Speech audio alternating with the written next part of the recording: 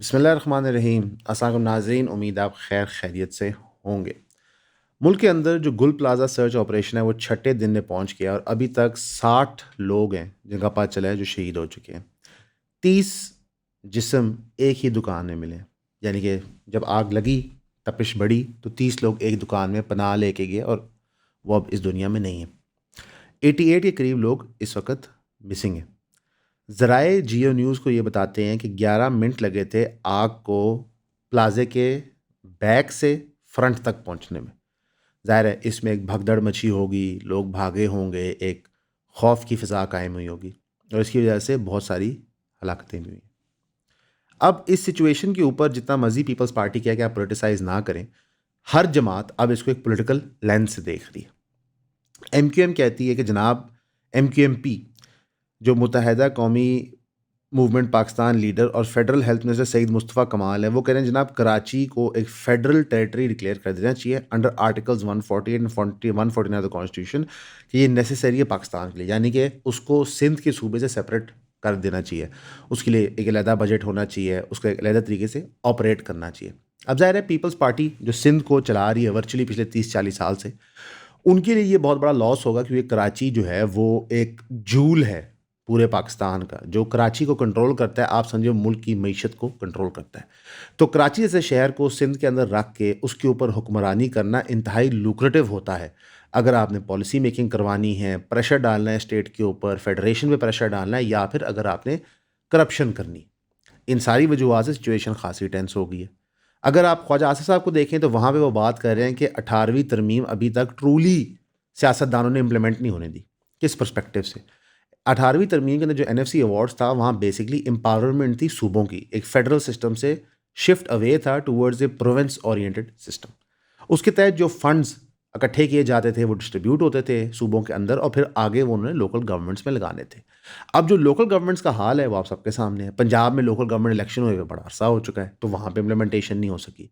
सिंध के अंदर जो लोकल बॉडीज़ बनती हैं उनका वही हाल है जो उनकी let's say state level bodies का होता है। और कराची शहर बिल की खसूस की बात करें तो वहाँ पे एक टग ऑफ वॉर होता है डिपार्टमेंट्स, लोकल बॉडीज़, मेयर और स्टेट के दरमियान, यानी प्रोविंस के दरमियान, कि किसकी क्या रिस्पॉन्सिबिलिटी है। अगर गटर के लिड की बात करें तो मेयर कहते हैं कि जनाब ये उस मुतलका चेयरमैन की रिस्पॉन्सिबिलिटी है जो वहाँ पे चेयरमैन से पूछा जाए तो वो कहता है जनाब हमें फ़ंड्स ही रिलीज़ नहीं किए गए। फ़ंड्स किसने रिलीज़ करने थे? मुतलका डिपार्टमेंट ने। डिपार्टमेंट कहता है हमें फ़ंड्स पहुँचे ही नहीं। तो आपको एक चक्करबाजी दी जाती। जो पर्पस था 18वीं तरमीम का वो ये था कि सेंटर से जो मैनिपुलेशन होती है उसको रोक दिया जाए। And in letter and spirit चीज़ समझ आती है, लेकिन आगे उसको ना इम्प्लीमेंट करना लोकल पॉलिटिशियंस का फेलियर ज़रूर है। और MQM को तो ये बात करनी नहीं चाहिए कि जनाब कराची को फेडरल टेरिटरी डिक्लेयर करना चाहिए। उसकी वजह है कि ये भी यहाँ पे हुक्मरान रहे हैं, चाहे मुशर्रफ दौर में, चाहे अभी की गठजोड़ की सरकार में। रियलिटी ये है कि जो सिस्टम है उसको इतना ऑब्स्क्योर किया जाता है, इतना कॉन्वोल्यूट यानी कि स्मज किया जाता है कि आपको समझ नहीं आती मैंने जाना किसके पास है, राइट? तभी हम आपको स्ट्रेस करते हैं कि एजुकेशन अबाउट द सिस्टम कितनी नेसेसरी होती है। अब 2 साल के डिले के बाद SBCA ने finally fire safety directives issue कर दी। ये मुल्क के फाइनेंशियल कैपिटल की हम बात करें और ये भी गुल प्लाजा के एक मैसिव फायर जिसके अंदर इतनी इंसानी जान का नुकसान हुआ है, उसके बाद ये चीज़ हो चुकी है। अब इसी के साथ साथ नत्ता खान फ्लाईओवर है कराची के अंदर जिसकी हालत इतनी खस्ता हो चुकी है कि उसमें बाकायदा क्रैक्स, डेंट और खड्डे आपको नज़र आ रहे हैं, लेकिन उस पर से ट्रैफिक रवां दवां जा रही है। इसके ऊपर सईद उमर शाह जो चेयरमैन कराची वेलफेयर फाउंडेशन है, उन्होंने एक नहीं, दो नहीं, तीन नहीं, चार नहीं, बल्कि 5 वीडियोस बनाई। उन्होंने कहा ये मेरी आखिरी वार्निंग है सरकार को कि भाई इसके बारे में कुछ करो, इससे पहले कि ये भी एक लॉ एंड ऑर्डर सिचुएशन बन जाए। अब जो नत्था खान फ्लाईओवर है ये कोई अननोन फ्लाईओवर नहीं है। जो लोग कराची शहर में रहते हैं उनको उसका पता है। इतनी major, like for example Lahore के अंदर लेट्स से कितने फ्लाईओवर्स हैं, कितने ब्रिजेस हैं, अगर एक की भी हालत खस्ता हो तो वो नोटिस में होती है और यहाँ पे लोकल बॉडीज़ नहीं है। तो कराची में जहाँ पे लोकल बॉडीज़ हैं तो ये मेयर के नोटिस में क्यों नहीं है? अब मेयर ने फाइनली 5 वीडियोस के बाद, सोशल मीडिया पे शोर मचने के बाद, यानी कि आप सोशल मीडिया पे आवाज़ उठाते हैं, कॉल आउट करते हैं, उसका रिजल्ट आता है, वही जो हम आपको कल की वीडियो में तरगीब दे रहे थे। उन्होंने फाइनली ऑर्डर किया कि विद इन 1 वीक सर्वे हो और फास्ट पेस कंस्ट्रक्शन हो to build alternative road for Natta Khan bridge. क्यों? ऑल्टरनेटिव रूट बनेगा, उस पर ट्रैफिक जाएगी, तो नत्ता खान ब्रिज पे रिपेयर्स हो सकते हैं। अब हम अल्लाह से दुआ करेंगे जेन्युइनली, और आप सब भी कीजिएगा, कि इस टाइम ड्यूरेशन में कोई नत्था खान ब्रिज पे हादसा ना हो जाए। तो जो लोग वहाँ से ट्रैवल करते हैं वो काइंडली अपनी सेफ्टी और सिक्योरिटी को मद्देनज़र रखें वहाँ से जाते हुए। अब जो कराची के अंदर डेवलपमेंट की स्पीड जनरली रही है, अगर आप उनकी कॉलेज रोड को ऑब्जर्व करें जो पता नहीं कब से बन रही है, तो वल्लाही हमें नहीं पता कि ये जो रोड ऑल्टरनेटिव बनाएंगे ये कितनी देर में बनेगा, और फिर नत्ता खान ब्रिज के रिपेयर्स कितनी देर में होंगे। यही सारी प्रॉब्लम्स जो कराची शहर के अंदर अब आपको फेलियर्स ऑफ स्टेट नज़र आ रहे हैं, वो PMLN बार बार हाईलाइट कर रही है। जिस तरह मरीम नवाज साहिबा ने एक रिसेंटली काफ़ी उनकी वीडियोस वायरल हुई हुई हैं शादी के बाद, जो वो डिफरेंट एड्रेस करी मीडिया, उसमें कहती है कि मैं ज़ाती तौर पे चेक करवाती हूँ कि हर गटर का लिड लगा हो पंजाब के अंदर, ताकि कोई बच्चा उसके अंदर ना गिरे। इंटरेस्टिंगली इनफ जब वो ये बात करती हैं तो मैं समझता हूँ बड़ी अच्छी बात है। अव्वल तो इनका काम नहीं है, फनी इनफ जिनका ये काम है वो लोकल बॉडी इलेक्शन हो नहीं रहे। यू सी प्रॉब्लम ये है कि हम पावर जो है उसको कंसोलिडेट करते हैं एक बंदे में। अब वो बंदा 24 घंटे काम तो कर नहीं सकता, जाहिर है, बीमार होना है, खुश होना है, दुखी होना है, किसी की शादी पे जाना है, तो उसके फेलियर्स को हम कॉम्पनसेट करते हैं। जब हम कहते हैं देखें फ़लाँ जगह वो बहुत अच्छा काम कर रहा है, फ़लाँ जगह इतना अच्छा काम नहीं कर रहा। लेकिन रियलिटी ये है कि बिल्कुल लाहौर के अंदर या पंजाब के अंदर गटर में गिर के बच्चे फौत नहीं होते, लेकिन यहाँ पे हमें डायरेक्ट शेर हमला कर देता है। ठंड काफी हो गया है नो। अगर आप भी शाम को कोजी फील करना चाहते हैं, अपनी मॉर्निंग वॉक को एंजॉय करना चाहते हैं, तो ये 100% कॉटन फ्लीस 350 GSM इयॉन की ब्रीदेबल स्पोर्ट्सवेयर हुडी आप ले सकते हैं। सिर्फ इयॉन की हुडी नहीं है, इसके पीछे एक बहुत आला डिजाइन है जो कमेमोरेट करता है पाकिस्तान के एक हिस्टोरिक अचीवमेंट को, also known as the Soviet jihad. ये डिजाइन एक खातून ने सरप्राइजिंगली डिजाइन किया था राइट हियर एट इयॉन, और इसके अंदर आप देख सकते हैं कि हम कमेमोरेट करते हैं ज़ियाउल हक की victory over the snake of communism in India.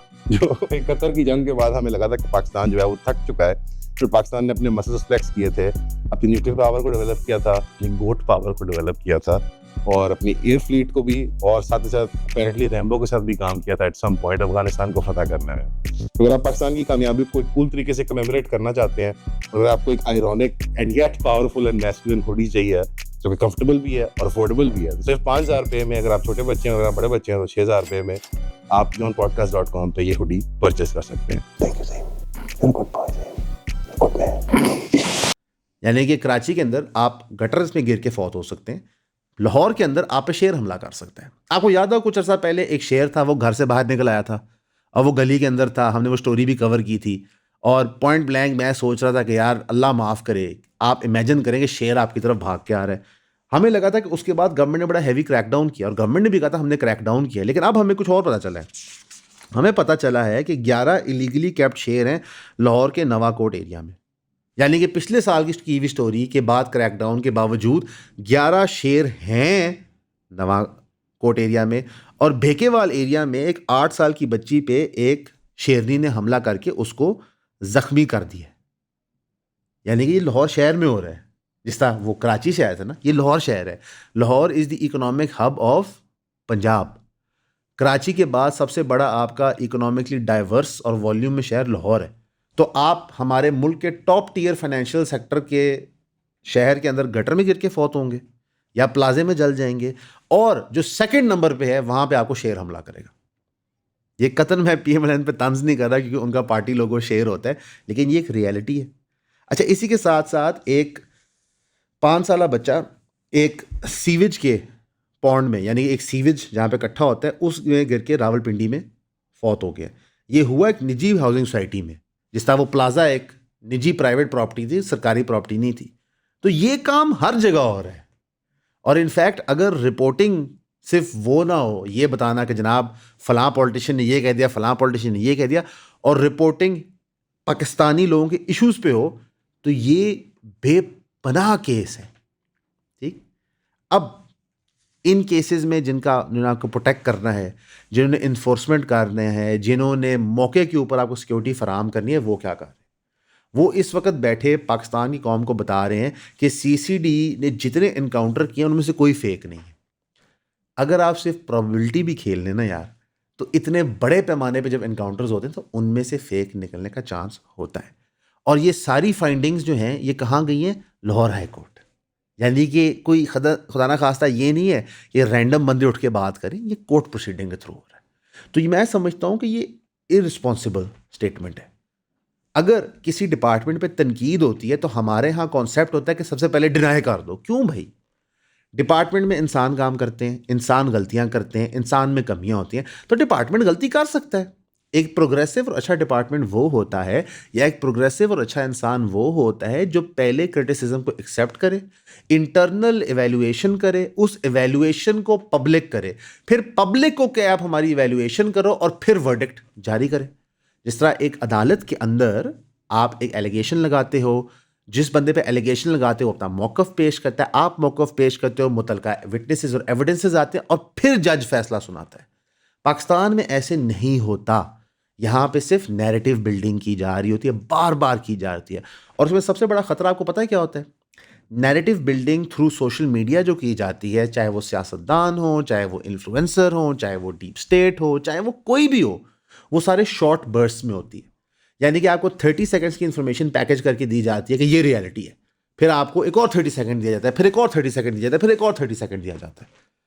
तो इससे ओवरऑल जो आपका आईक्यू है, जो आपकी एबिलिटी टू एनालाइज थिंग्स है, उसको जान के गिराया जाता है, ताकि आप सिर्फ स्टेटमेंट्स याद रखें। करप्शन 90 दिन में ख़त्म, सारे गटर में इंश्योर करती हूँ बंद हो, इस इशू को पोलिटिसाइज ना करें, ये स्टेटमेंट्स होती है। हमारी प्रॉब्लम इससे बहुत ज़्यादा गंभीर है कि हमारे ब्यूरोक्रेटिक निज़ाम, जुडिशल निज़ाम इतने खोखले हो चुके हैं कि ये लोग अपनी रिस्पॉन्सिबिलिटी का तपड़ नहीं उठाना चाहते। और हमारा जो कॉन्स्टिट्यूशनल रोल्स थे वो इतने इंटरट्वाइन हो चुके हैं कि हमें समझ नहीं आता कि क्या चीज़ किसका काम है। आप एक मखसूस तबके से पूछो तो कहते हैं जी सारी चीज़ें जो गलत हो रही हैं वो फौज कर रही है। एक मखसूस तबके से पूछो तो कहते हैं सियासतदान कर रहे हैं। एक मखसूस तबके से पूछो तो कहते हैं जजेस कर रहे हैं। रियलिटी ये है कि हमने किसी चीज़ को पूरा छोड़ा ही नहीं है। जहाँ पे जो भी इक़्तिदार में आया उसने अपनी मर्जी के मुताबिक जो चीज़ को समझ आई उसको अब्यूज़ किया। सिस्टम्स में इन्वेस्टमेंट नहीं हुई। पूरे पाकिस्तान के अंदर सिस्टम्स में ना इन्वेस्ट करके हम बेसिकली दीवार के छेद को टेपों से जोड़ते रहे।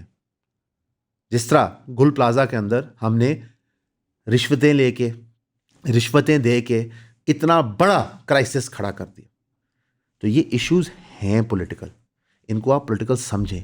और जो अभी 18वीं तरमीम पे बहस छिड़ गई है कि जनाब सही हुआ नहीं हुआ, कंसेंसस रीच करें, इसमें बेहतरी आ सकती है, ये क्यों हो रही है? क्योंकि 26वीं और 27वीं के बाद जब बिलावल भुट्टो साहब ने नारा लगाया था कि 18वीं तरमीम हमारी रेड लाइन है, तो हमने आपको तब भी कहा था कि जनाब जो लोग सही तरीके से पावर में नहीं आते उनकी कोई रेड लाइन नहीं हो सकती, उनको हर जगह कॉम्प्रोमाइज़ ही करना होता है।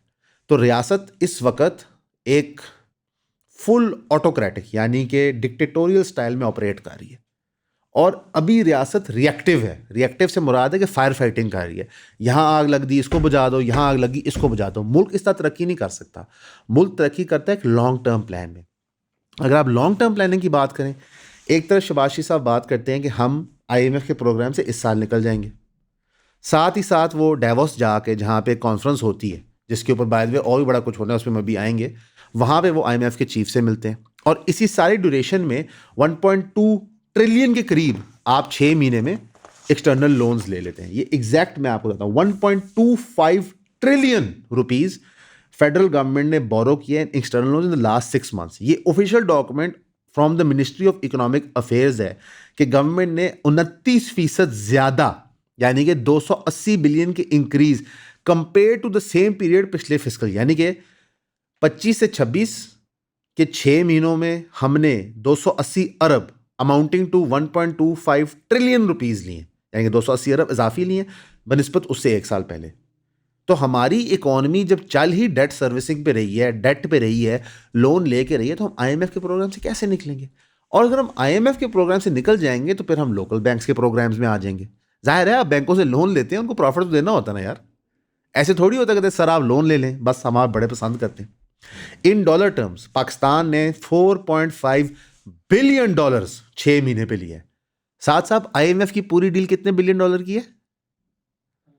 6-7, ठीक है। यहां पे 4.5 बिलियन डॉलर आप ले चुके हैं 6 महीने में। तो हमें चाहिए कि हम लोगों को रियलिटी बताएं। देखिए आप गवर्नमेंट में जैसे तैसे भी आ गए, आप ये ले रहे हैं पैसे, आप बताएं भाई हम पैसे ले रहे हैं। आप लोगों को सच बताएं हम कर्जा क्यों ले रहे हैं। आप बताएं कि हमारे पास तनख्वाह देने के पैसे नहीं है। आप बताएं कि जिना अस्पताल के अंदर लोगों को 3-3 महीने से तनख्वाह शायद नहीं मिल रही।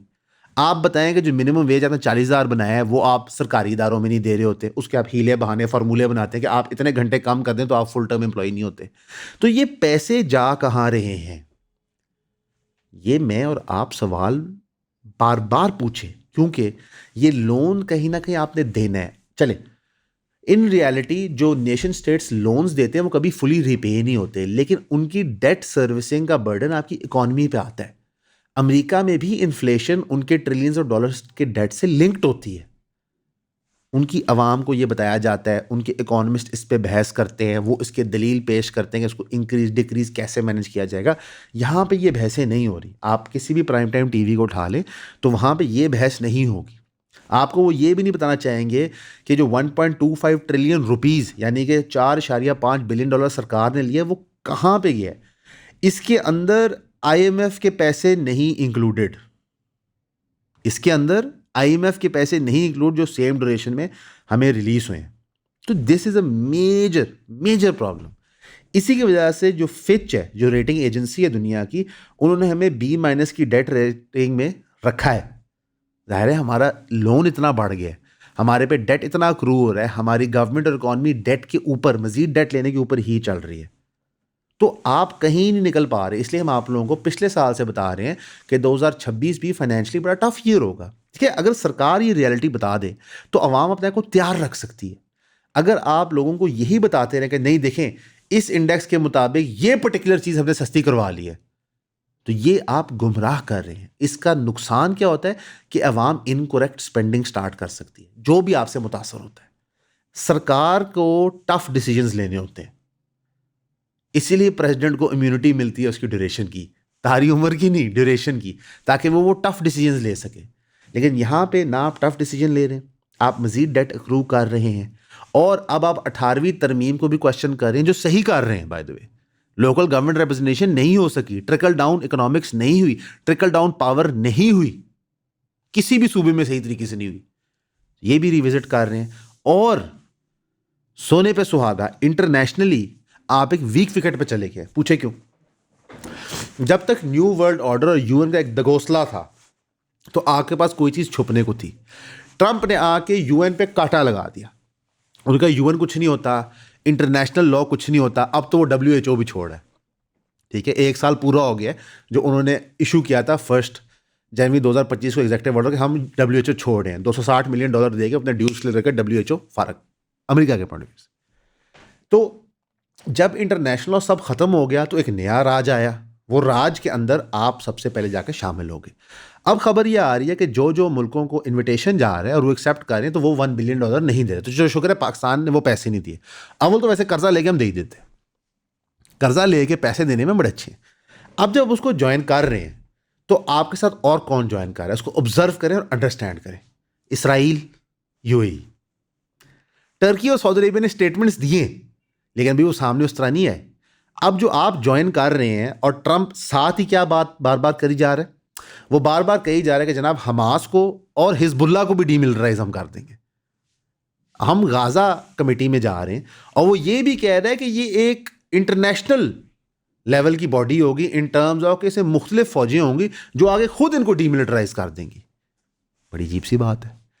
रियलिटी ये है कि हम एक ऐसे पागल बंदे यानी ट्रंप के पीछे लग गए हैं जो अपना मूड माहौल के मुताबिक पॉलिसी चेंज करता है। अभी पूरा राशन पानी लेके वो यूरोप पे चढ़ गया था और एक नेटो के बंदे की मीटिंग के साथ वो कहते हैं हमारी डील तकरीबन रीच हो गई है, ग्रीनलैंड का मामला रिजॉल्व हो जाएगा। ये क्यों हुआ? क्योंकि EU के मेजर लीडर्स इकट्ठे हुए और उन्हें ट्रंप का रिजेक्टेड। अब हम यहाँ पे आपको सोल्यूशन भी दे देते हैं, तो अब हम इंशाल्लाह कोशिश करेंगे हम सोल्यूशन ओरिएंटेड हों। इसका सोल्यूशन है अफगानिस्तान। कैसे? जब मुख्तलिफ ममालिक इकट्ठे होकर नेगोशिएट करते हैं तो अमेरिका को भी झुकाव दिखाना पड़ता है। क्यों? अमेरिका की वो वॉर टाइम इकॉनमी नहीं है जो सन 2003, 4, 5, 6 में थी। वो मकबूलियत नहीं है जंगें लड़ने की। दुनिया बहुत चेंज कर चुकी है। तो अगर पाकिस्तान, सऊदी अरेबिया, ईरान, कई और ममालिक हैं और इसमें कई यूरोपियन ममालिक आपके साथ शामिल हो जाएंगे, चाइना आपके साथ शामिल हो सकता है, जिनको आप इकट्ठा करेंगे। जनाब ये जो गुंडा राज अमेरिका चला रहा है हम इसको कबूल नहीं करते। हम चाहते हैं कि जो एक दगोसला भी था न्यू वर्ल्ड ऑर्डर का वो रखें। वो पर्दा रखना कई दफ़ा ज़रूरी होता है। उसकी वजह ये है कि अवाम का दिल बहला रहता है। ये जो खलबली है ना अवाम में इस वक्त, वो इसी वजह से है कि ट्रंप साहब ने पैराडाइम शिफ्ट कर दिया और उसका ट्रिकल डाउन इफेक्ट्स पूरी दुनिया में आते हैं। क्योंकि आप एटीट्यूड देखें ट्रंप का, वो और ईरान ऐसे बात करें जैसे दो बच्चे स्कूल के अंदर लड़ पड़े हैं। मैं तेरा हाथ काट दूंगा, मैं तेरा सर तोड़ दूंगा, मैं तुझे दुनिया से ख़त्म कर दूंगा। ये स्टेटमेंट्स हो रही हैं। सर यहाँ पर डालेंगे स्टेटमेंट, यहाँ पर सलमान भाई यहाँ पर स्टेटमेंट डालें जो कि एक्सचेंज हो रही हैं। ये दो मुल्क हैं, इनके अंदर कुल मिला के तकरीबन आप समझें कुछ 40 करोड़ लोग हैं। ये को छोटे मोटे नहीं है। और ईरान मरम्स है, अल्लाह माफ़ करे, ईरान ने पॉइंट ब्लैंक कहा है कि खामनी को कुछ भी होता है और हमें लगता है कि उसके पीछे कोई शरारत का आंसर था, यानी कि असैसिनेशन अटैम्प्ट थी, तो हम तो पूरे रीजन को आग में झोंक देंगे और हम अमेरिका तक पहुंच जाएंगे, यानी कि ट्रंप का हाथ काटेंगे, जिस पे ट्रंप साहब कहते हैं हम ईरान को सफ़ाई हस्ती से मिटा देंगे। ये क्या बातें हो रही हैं? हमारे मुल्क में मिलिट्री ऑपरेशन हो रहा है, हम उस पर तनकीद करते हैं कहने के लिए यार कि वहाँ पे by accident of operation displace होते हैं लोग, ये प्रॉब्लम है। इसके ऊपर अब जमात इस्लामी भी कह रही है कि जनाब ये ऑपरेशंस का पहले हिसाब हो कि इनका क्या इफेक्टिविटी है, इफेक्टिव नेचर बताई जाए हमें इनकी, फिर ये होते हैं। तो वहाँ ट्रंप साहब कह रहे हैं हम मुल्क को गायब कर देंगे। कैसे करोगे? लोगों का मैस जेनोसाइड होगा ना, और क्या होगा? तो किस तरह होगा? जिस तरह लियोपोल्ड ने किया था, सही है, जिस तरह ब्रिटिश ने फैमिन्स इंजीनियर किए थे सब कॉन्टिनेंट में। तो वो एक हमारे दोस्त हैं, उनसे हम बड़ा प्यार करते हैं, वो कहते हैं एज ऑफ एम्पायर्स ख़त्म हो चुकी है और नेशन स्टेट्स हैं आप, लेकिन अब वो भी कहते हैं कि अब वापस एज ऑफ एम्पायर शुरू होगी। तो जो हम अक्सर बात करते हैं कि modern secular democracy, nation state का concept most short lived human experiment of country building या एम्पायर बिल्डिंग है, यानी कि डिफरेंट पैराडाइम्स आपने देखे, city states, large empires, vassal states, kingships, dictatorships, बहुत मुख्तलिफ मॉडल देखे। डेमोक्रेसी सबसे शॉर्ट लिव्ड लग रहा है क्योंकि ट्रंप भी वर्चुअली डिक्टेटर की तरह ऑपरेट कर रहा है और वक्तन फवक्तन उसको डेमोक्रेटिक फोर्सेस चाहिए होती है। अभी उसका पूरा जोर है कि वो हाउसेस ना हारे, अगर वो जीत जाते तो वो अपना डिक्टेटोरियल स्टाइल चलाता रहेगा, अगर हाउस हार जाता है तो वर्चुअली उसका डिक्टेटोरियल स्टाइल इन चेक आ जाएगा। तो ये एक तगो दो हो रही है। तो दुनिया में ये भी ग्रैंड नैरेटिव में चेंज आ रहा है। इसका भी सोल्यूशन हम आपको बार बार कहें, हमने पहली प्रॉब्लम का सोल्यूशन बताए कि जनाब आपको फिल for coalition of the willing बनानी पड़ेगी।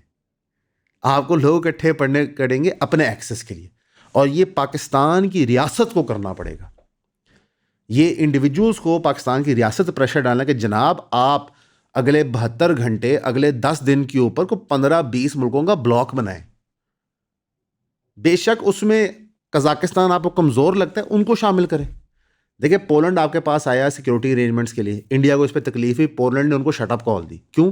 क्योंकि इंडिया जो रशिया के साथ डबल गेम पूरी दुनिया के साथ खेल रहा है, उसे पोलैंड ने कहा जनाब तुम किधर आधा तीतर आधा बटेर बना रहे हो, तो आपका मुल्क ये डीलें बना सकता है, तो ये करें। ज़ाती तौर पे हमें लगता है कि इस गाज़ा पीस फोर्स में नहीं शामिल होना चाहिए पाकिस्तान को, और अगर ये शामिल होते हैं तो ये एक ऐसी चीज़ है इसको रिवर्स करना बड़ा मुश्किल होगा। उसकी बुनियादी वजह यह है कि जो अल्टीमेट पर्पस है उस पीस बॉडी का वो क्या है? वो ये है कि गज़ा के अंदर अमेरिका और अमेरिकन बैक्ड कंपनीज, उनके दोस्त इसराइल की ही मोनोपोली कायम हुए, और अगर इसके अंदर पाकिस्तान और बाकी मुस्लिम मुल्क किरदार अदा करते हैं तो ये ना तो सिर्फ इंतहाई बड़ी ज़्यादती है उम्मत के साथ, बल्कि ये फ़लस्तीन के लोगों के साथ बहुत बड़ी ज़्यादती है। अब इसी ड्यूरेशन के अंदर आपको एक मुलाकात दिखाई जाती है कि फ़लस्तीन का जो प्राइम मिनिस्टर है वो शहबाज शरीफ साहब को डेवोस में आके मिलता है, अपने आप को इंट्रोड्यूस करता है और कहता है जनाब आपका बहुत बहुत शुक्रिया। सबसे पहले फ़लस्तीन एक मोनोलिथ नहीं है, ये बात आपको समझनी होगी। फ़लस्तीन के अंदर मुख्तलिफ ग्रोह हैं, मुख्तलिफ तरीके से ऑपरेट कर रहे हैं। फ़लस्तीन के अंदर भी वही हरकत व सकनात होती हैं जमहूरी पॉइंट ऑफ व्यू से जो बाकी दुनिया में होती हैं, यानी कि इलेक्शन एडे को फेयर नहीं हो रहे होते। फ़लस्तीन के अंदर भी जो हमने वेस्ट बैंक का रीजन देखा है, जिसकी मिसालें हमें दी जाती हैं बार बार, तो वो भी अपार्थाइड स्टेट है। हाँ, वो इतना खूनखार नहीं जितना गाज़ा है फॉर श्योर, लेकिन वो भी अपार्थाइड स्टेट है। और वहाँ पे तो लतीफ़ा बन गया है कि आप एक दिन अपने घर में सो रहे होते हैं, अगले दिन पता चलता है ये घर आपका नहीं, यहाँ पे सेटलर्स आ रहे हैं। तो ये भी कोई सलूशन नहीं है। तो ओवरऑल इंटरनेशनली स्पीकिंग भी हमें इन गलतियों से बचना चाहिए। क्यों? क्योंकि जो लोकल इसके रेमिफिकेशन होते हैं वो बहुत ज़्यादा होते हैं। आपको ईरान की मिसाल से समझाते हैं। ईरान ने एक डबल गेम भी खेली, उन्होंने मुख्तलिफ हरबे फार्मूले ट्राई किए हैं और उसका इवेंचुअल आउटकम ये हुआ कि उनके मुल्क के लोग उनकी स्टेट पॉलिसी से इतफाक़ नहीं करते क्योंकि वहाँ कंसेंसस नहीं है, जमहूरियत नहीं है। अब ईरानी ऑफिशियल मीडिया खुद बता रहा है कि 3,117 लोग शहीद हुए इन प्रोटेस्ट में। कितने जी? 3,117 और हंड्रेड्स की तादाद में बिल्डिंग जली हैं। ये बहुत खौफनाक चीज़ है। देखिए, पीटीआई क्लेम करती है कि इतने बंदे आपने इस्लामाबाद में मार दिए, टीएलपी कहती है इतने बंदे आपने मुरीद के में मार दिए। लेकिन आप सोचें, अगर एक रियासत कह के 3,117 लोग शहीद हो गए, आप अंडरस्टैंड करें कितना बड़ा ये इशू है। तो ये चीज़ें तब होती हैं जब आप लोगों को साथ नहीं लेके चल रहे होते। देखिए ना, ये मुल्क एक घर है, इसमें 25 करोड़ लोग रहते हैं। तो बेशक आपने लीडर बनाया हुआ है घर का, लेकिन वो सारों को साथ लेके चलता है। आप अपने घरों की मिसाल देखें, आपके वालिद या वालदा घर को चला रहे होते हैं, लेकिन वो हर मशवरे में हर बंदे की खुशनुदी हासिल करने की कोशिश ज़रूर करते हैं। हर दफ़ा सबको खुश नहीं कर पाते, कई दफ़ा लोग नाराज़ होते हैं, लेकिन सबको साथ लेके चलने की अटेम्प्ट कर रहे होते हैं। हमारे मुल्क में ये चीज़ ख़त्म हो गई है और इसका एक ही तरीका है वापस लेने का। वो ना तोड़ फोड़ है, ना वो कोई आप समझें रिबेलियन है, वो है कि आप जाके जितनी भी सिस्टम की स्पेसेस हैं उन्हें ऑक्यूपाई करें। सवाल तो पूछे ना यार। अब मिसाल के तौर पे पीटीआई जो है वो 8 फरवरी की तैयारी कर रही है, ठीक है। उसके अंदर भी पीटीआई में डिस्कॉर्ड है, एक पेज पे लीडरशिप नहीं आ रही। अलीमा खान साहबा कह रहे हैं जी 8 फरवरी को बड़े पैमाने में हमने मुल्क भर में एहतजाज करना है, हर जगह को हमने डी चौक बनाना है। ये उनका एक नया स्लोगन है। अब कितने लोग मोबिलाइज होते हैं, कितने लोग निकलते हैं, this will all depend on narrative. What is the purpose of doing something. For example, आपकी गली में गटर नहीं है या गटर का लिड नहीं है, आप एहतजाज करें तो रियासत आए गटर का लिड निकाल डाल देगी। आप ही गली में बिजली का इशू है, आप एहतजाज करें, रियासत आके वो इशू सॉल्व करेगी। पीटीआई एक सेंट्रलाइज नैरेटिव नहीं दे पा रही, ठीक। अगर आप फेडरल लेवल पे लोगों से पूछें पीटीआई के अंदर वो क्यों कह रहे हैं जी पता नहीं। अगर आप पंजाब में पूछें क्या मोबिलाइजेशन पॉलिसी है किस नारे के तहत, जी पता नहीं। अगर आप केपी से पूछें वो कुछ और बताते हैं। अलीमा खान साहिबा ने पहले कॉल दी थी अडियाला जेल के बाहर, वहाँ पे इतने लोग इकट्ठे नहीं हो सके। तो जब तक आप लोगों के इश्यूज़ की बात नहीं करेंगे, उस पर पॉलिसी ओरिएंट नहीं करेंगे, अपनी स्लोगनियरिंग उसके साथ नहीं करेंगे, तब तक रिजल्ट्स वो नहीं आएंगे। ईरान में जब एहतजाजात हुए थे पर्दे के पीछे तो ये कुछ नहीं हुआ था, लेकिन जब एहतजाज हुए इन्फ्लेशन पे तो लाखों की तादाद में लोग बाहर निकल आए। क्यों? सिलसिला खुराकिया। तो आज अगर पीटीआई ने कोई सक्सेसफुल चीज़ करनी है तो वो महंगाई मार्च है।